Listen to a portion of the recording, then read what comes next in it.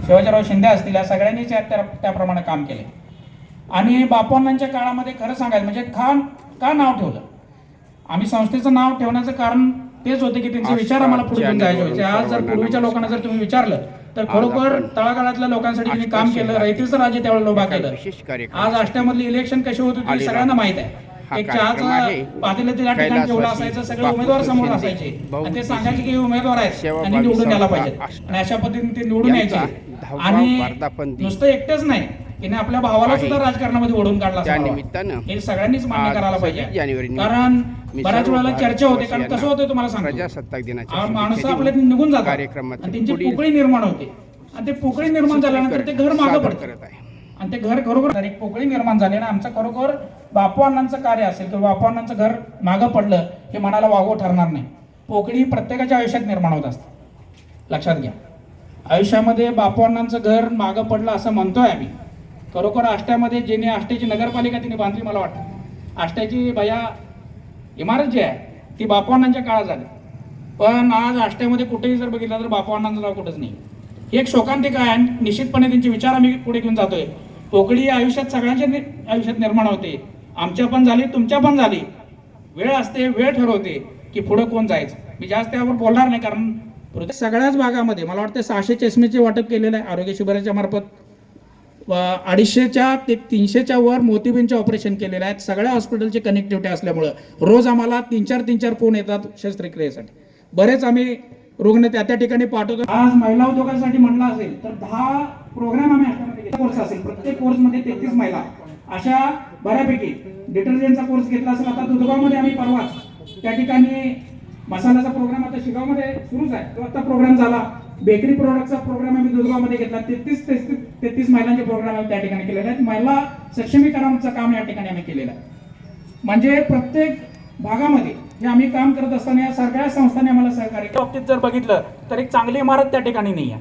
आज स्वच्छता करायचा प्रॉब्लेम आहे, आज बहीणच्या नावे सुरू केलेला आहे, पण लागणारा निधी आम्हाला कमी पडत असल्यामुळे त्या ठिकाणी ते काम होणं गरजेचं आहे. आज ग्रामीण रुग्णालयाची अवस्था जर बघितली तर फार बिकट आहे असं मला वाटतं. मी बराच वेळा त्या ठिकाणी जातो. जसं ईश्वरपूरमध्ये जसं टाटा मोटर्स किंवा टाटाकडून CSR फंडातनं चांगलं एक ग्रामीण रुग्णालय त्या ठिकाणी झालेलं आहे, तसा काहीतरी फंड. कारण मला वाटतं जर शासनाकडे फंड मिळत नसेल तर निश्चितपणे CSR फंडातनं काही जर सुविधा आपल्याला त्या ठिकाणी देता आल्या तर निश्चितपणे चांगल्या शस्त्रक्रिया आष्ट्यामध्ये होऊ शकतील असं मला वाटतं. कारण आष्ट्यात नाही आहे तर 15 गावातल्या जवळजवळ रुग्ण त्या आष्ट्या. कारण आज कित्येक वर्षापूर्वीची आपण नगरपालिका म्हणतो, म्हणजे मुंबई नंतरची लगेचच आपली दुसरी नगरपालिका स्थापन झाली, पण त्या ठिकाणी आष्ट्यामध्ये शोकांतिका आहे की आष्ट्यामध्ये एकही क्रीडांगण नाही आहे. त्यासाठी आम्ही प्रयत्न करतोय. जागा आहे बराच वेळ नाही. आष्ट्याची शोकांतिका आहे. म्हणजे परवाच्या इलेक्शनमध्ये सुद्धा जर दादा बघितलं तर मला वाटतंय बऱ्यापैकी सगळ्याच म्हणजे महायुतीच्या, म्हणजे आता आमच्यावर शिक्का पडलेलाच आहे की महायुती म्हणून जर बघितलं तर खरोखर दुर्लक्षित बऱ्यापैकी झाल्यासारखं झालंय असं मला वाटतं. की आष्ट्याला खरोखर या लोकांनी वगळलंय काय. उपोषणाच्या वेळेला मी त्यावेळेला म्हटलेलं की जोपर्यंत मध्ये 2.5 वर्षाच्या काळामध्ये महाविकास आघाडीची सत्ता होती, मी त्यावेळेला म्हटलं की जोपर्यंत ही सत्ता आहे तोपर्यंत आष्ट्याचं काही होऊ शकत नाही, MIDC होऊ शकत नाही, सत्ता पण करायचा हा प्रश्न आहे. आज या ठिकाणी आष्ट्यामध्ये नेते असताना पर्यटन मंत्री असल्यासारखं काम झालं किंवा पर्यटनासाठी येत असल्यासारखं परिस्थिती करणार बोलायचं नाही. निश्चितपणे ह्या गोष्टी तुमच्याकडे मांडत असताना आज एक फार मोठा प्रश्न, आज वर्ग 2 मधल्या जमिनी 1 मध्ये आणण्यासाठी खरोखर शासन दरबारी प्रयत्न होणं गरजेचं. त्यांच्या नावावर घरकुलं नाहीत, हा फार मोठी शोकांतिका आहे. तर निश्चितपणे भविष्यामध्ये ह्या गोष्टी पण होणं गरजेचं आहे.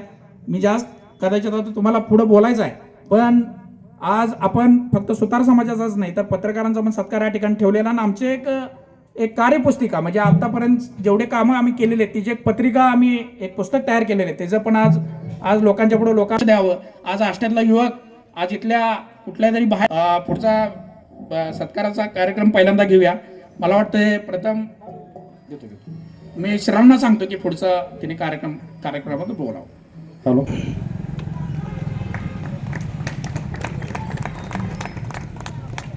यानंतर आष्ट्याचे सुप्रसिद्ध धन्वंतर बापट साहेब यांना विनंती करतो की त्यांनी सर्वांनी जरा टाळ्याने प्रतिसाद द्यायचा आहे. यानंतर आमचे संस्थेचे संस्थापक संग्राम शिंदे सर यांनी स्वरूप पाटील बाबूजी यांचा सत्कार या ठिकाणी करायचा आहे.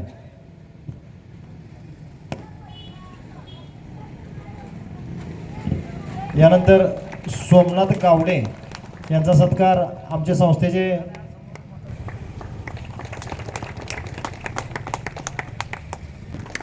यानंतर आमचे माजी चेअरमन स्वरूपरावजी मळणगावकर राजेंद्र मळणगावकर साहेब या ठिकाणी